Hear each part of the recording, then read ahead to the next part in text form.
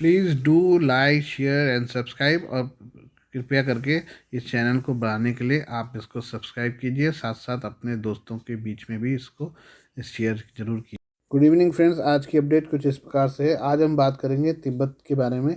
तिब्बती लोगों ने रविवार 10 मार्च को चीन के खिलाफ दुनिया भर में विरोध प्रदर्शन किया। भारत में भी कई शहरों में चीन के खिलाफ प्रदर्शन किया गया है। तिब्बती समुदाय के लोग 10 मार्च को राष्ट्रीय विरोध दिवस के रूप में मनाते हैं।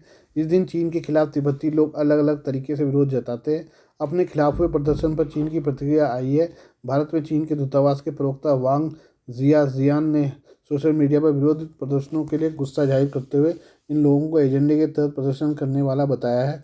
वांग जियाजियान ने कहा तथा कथित तिब्बती निर्वासित सरकार तिब्बती स्वतंत्रता को आगे बढ़ाने के एजेंडे के साथ एक पूर्ण अलगाववादी राजनीतिक समूह है। यह पूरी तरह से चीन के संविधान और कानूनों का उल्लंघन करने वाला एक अवैध संगठन है। इसे दुनिया के किसी भी देश की ओर से मान्यता नहीं दी गई है। ऐसे संगठन के बयान अफवाह फैलाते रहते हैं और तथ्यों को तोड़ मरोड़ कर पेश करते रहते हैं। चीन में अलगाव पैदा करने का उनका ये एक विफल प्रयास है। वांग ने कहा कि शिजांग तिब्बत प्राचीन काल से ही चीन का अभिन्न अंग रहा है। आज के समय में शिजांग के आर्थिक विकास, स्थिरता, जातीय एकजुटता, धार्मिक सद्भाव, सांस्कृतिक जीवन शक्ति को संरक्षित किया जा रहा है। उसके पारिस्थितिक, पर्यावरण और जीवन स्तर में सुधार हो रहा है।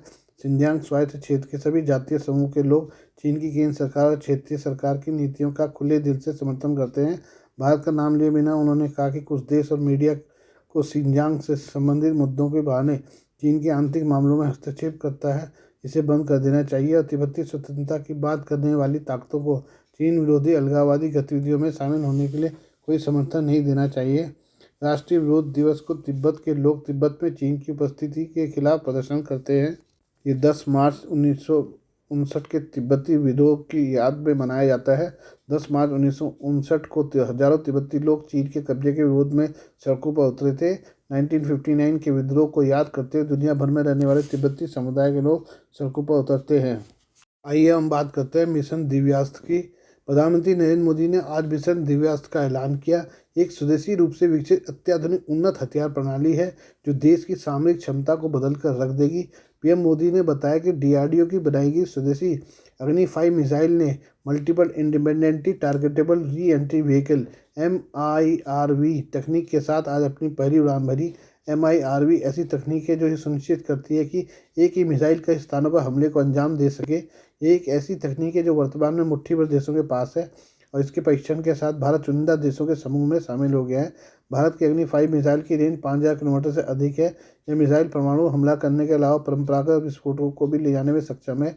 इस मिसाइल के परीक्षण के बाद चीन की DF-41 मिसाइल की चर्चा होने लगी है। ऐसे में जाने कि चीन की DF-41 मिसाइल कितनी ताकतवर है। चीन की DF-41 मिसाइल की रेंज 12,000 से 15,000 किलोमीटर तक है।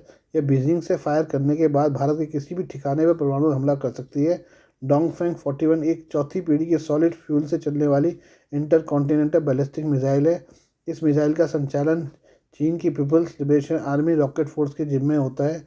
22 मीटर लंबी और 2.225 मीटर गोलाई वाली इस मिसाइल को ट्रक माउंटेड लॉन्चर के जरिए कहीं भी पहुंचाया जा सकता है। डोंगफेंग 41 मिसाइल की रफ्तार मैक 25 30,626 किलोमीटर प्रति घंटे की है। डोंगफेंग 41 मिसाइल का वजन 80,000 किलोग्राम है। ऐसा माना जाता है कि DF-41 की अधिकतम गति 25 मैक है। ये मिसाइल पहले से ही MIRV तकनीक से लैस है। DF-41 एक बार में कम से कम 10 लक्ष्यों को निशाना बना सकती है। बताया जाता है कि चीन के DF-41 में MIRV तकनीक को अमेरिका की नेशनल मिसाइल डिफेंस सिस्टम की तैनाती के जवाब में तैनात किया है, जो चीन की परमाणु निरोधक क्षमता को कम कर देती है। इस मिसाइल को बनाने की परियोजना 1986 में शुरू हुई। अब इसे JL-3 कार्यक्रम के साथ जोड़ा जा सकता है। ऐसी रिपोर्ट भी है कि डोंगफेंग 41 एक बार में 3 से 8 हथियार ले जा सकता है। हम बात करें नरेंद्र मोदी के हाल ही में पूर्वोत्तर दौरे के बारे में। प्रधानमंत्री नरेंद्र मोदी ने हाल ही में अपने पूर्वोत्तर दौरे के दौरान अरुणाचल प्रदेश का भी दौरा किया था। इस दौरान पीएम मोदी ने हजारों करोड़ की परियोजनाओं का उद्घाटन और शिलान्यास किया था। इनमें सबसे खास सामरिक रूप से महत्वपूर्ण बहुप्रतीक्षित और दुनिया की सबसे ऊंचाई 13,000 फीट पर बनी सबसे लंबी सुरंग सेला पास थी। उनके इस दौरे के बाद चीन बौखला गया है। चीन ने उनके इस दौरे को लेकर भारत के समक्ष विरोध दर्ज कराया है। चीन ने अरुणाचल प्रदेश पर अपना अधिकार का दावा करते हुए कहा कि भारत के इस कदम से सीमा विवाद और जटिल होगा। ये कोई पहली बार नहीं जब चीन ने इस तरह का दावा किया है। वो पहले भी अरुणाचल में भारत के नेताओं के दौरे को विरोध करता रहा है। हालांकि भारत ने हमेशा उसके इस दावे को खारिज किया है। सोमवार को एक प्रेस कॉन्फ्रेंस के दौरान चीनी विदेश मंत्रालय के प्रवक्ता वांग वेनबिन ने प्रधानमंत्री नरेंद्र मोदी की शनिवार को अरुणाचल प्रदेश की यात्रा पर आपत्ति जताई। उन्होंने कहा कि जंगनांग अरुणाचल प्रदेश चीनी क्षेत्र है। चीन ने भारत द्वारा अवैध रूप से स्थापित तथा कथित अरुणाचल प्रदेश को कभी मान्यता नहीं दी है। वह इसका दृढ़ता से विरोध करता है। उन्होंने कहा कि चीन भारत सीमा प्रश्न अभी तक हल नहीं हुआ है। भारत को चीन के जंगनान क्षेत्र को मनमाने ढंग से विकसित करने का कोई अधिकार नहीं है। प्रवक्ता वांग वेनबिन ने आगे कहा कि भारत के इस तरह के कदमों से केवल सीमाई विवाद और जटिल होगा। उन्होंने कहा कि भारत चीन सीमा के पूर्वी हिस्से में भारतीय नेता की यात्रा से ड्रैगन असंतुष्ट है, उसका विरोध करता है। पीएम मोदी ने बीते शनिवार को अरुणाचल प्रदेश का दौरा कर हजारों करोड़ की परियोजनाओं का उद्घाटन शिलान्यास किया था। इनमें सबसे खास सामरिक रूप से महत्वपूर्ण बहुप्रतीक्षित और दुनिया के सबसे ऊंचाई 13,000 फीट पर बनी सबसे लंबी सुरंग सेला पास थी। इस सुरंग का रणनीतिक रूप से काफ़ी महत्व है। यह रणनीतिक रूप से स्थित तवांग को हर मौसम में कनेक्टिविटी प्रदान करेगी और सीमावर्ती क्षेत्र में सैनिकों की बेहतर आवाजाही सुनिश्चित करेगी। असम के तेजपुर को अरुणाचल प्रदेश के पश्चिमी कामेंग जिले से जोड़ने वाली सड़क पर बनी 825 करोड़ रुपए की सुरंग को इतनी ऊंचाई पर दुनिया की सबसे लंबी द्वि-लेन सड़क योजना माना जा रहा है। भारत चीन के बीच जिन क्षेत्रों को लेकर विवाद है उसमें अरुणाचल प्रदेश भी है। चीन का दावा है कि भारत जिस इलाके को अरुणाचल प्रदेश बताता है वो दक्षिण तिब्बत है और इस पर उसका अधिकार है। बीजिंग ने इस क्षेत्र का नाम जांगनान रखा है। 1962 में यहाँ हमला कर उसने अरुणाचल के एक हिस्से पर कब्जा जमा लिया था। साल 2021 में उसने अरुणाचल की सीमा से लगे 15 स्थानों के नाम बदल दिए थे। चीन पहले भी इस तरह के दावे करता रहा है। हालांकि भारत ने अरुणाचल प्रदेश पर चीन के क्षेत्रीय दावों को बार बार खारिज किया है। भारत हमेशा कहता रहा है कि अरुणाचल प्रदेश भारत का अभिन्न अंग है। भारत ने चीन द्वारा इस इलाके का नामकरण करने के ड्रैगन के कदम को भी खारिज कर दिया था।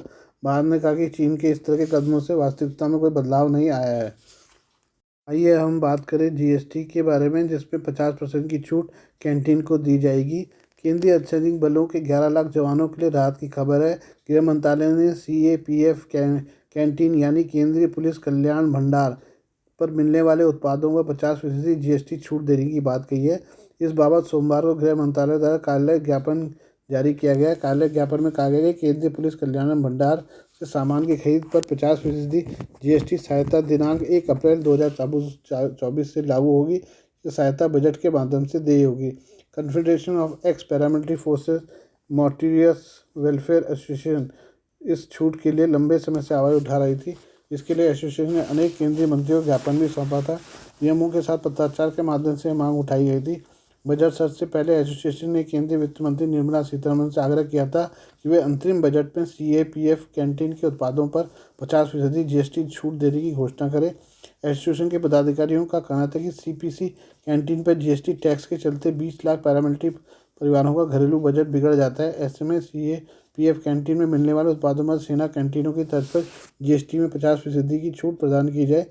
एसोसिएशन के चेयरमैन एवं पूर्व एडीजी एचआर सिंह व महासचिव रणबीर सिंह के मुताबिक केंद्रीय अर्धसैनिक बलों के जवानों उनके परिवारों के 26 दिसंबर 2006 को सेंट्रल पुलिस कैंटीन की स्थापना की गई थी। इसका मकसद था जवानों को बाजार भाव से सस्ता घरेलू सामान मुहैया कराना। सीपीसी कैंटीन के अस्तित्व में आने से पहले सुरक्षा बलों को यूनिट द्वारा सेना की सीएसडी कैंटीन से घरेलू उपयोग वाला सामान खरीदा जाता था। देश भर के विभिन्न राज्यों में तकरीबन 119 मास्टर कैंटीन और 1778 सीपीसी कैंटीन है। सीपीसी कैंटीन में मिलने वाली वस्तुओं को थोक भाव में अगर कहीं से खरीदते हैं तो कैंटीन में बाजार की दरों में कोई फर्क नहीं रह जाता है। एसोसिएशन के पदाधिकारियों के अनुसार अब सीपीसी कैंटीन का नाम बदल कर केंद्रीय पुलिस कल्याण भंडार किया गया है। प्रधानमंत्री मोदी ने 2020 में वोकल फॉर लोकल का नारा दिया था। इसका सीपीसी कैंटीन पर देखने को मिला। केंद्रीय गृह मंत्रालय के आदेश पर 1 जून 2020 से केंद्रीय पुलिस कल्याण भंडार कैंटीनों में स्वदेशी वस्तुओं के इस्तेमाल पर जोर दिया गया।